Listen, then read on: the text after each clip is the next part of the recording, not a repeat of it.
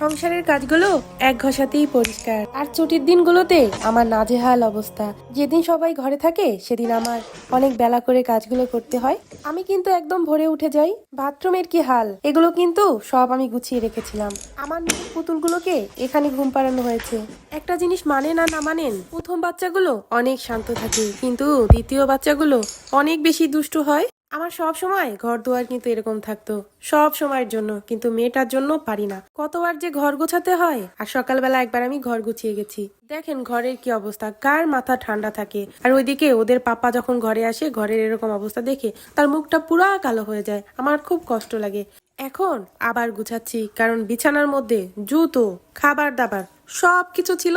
এই মাত্র আমি গুছিয়ে গেলাম, আবার হামলা শুরু। ঘরে জুতো, জামা কাপড় থেকে শুরু করে পেঁয়াজ রসুন যা আছে এভরিথিং, খাবার দাবার সব সব এখন একে একে আনা হবে। এ তো আমার শান্তশিষ্ট হয়ে খেলা করছে। যাই তাহলে, পাতিল তো আমার এক ঘষাতে পরিষ্কার করতে হবে।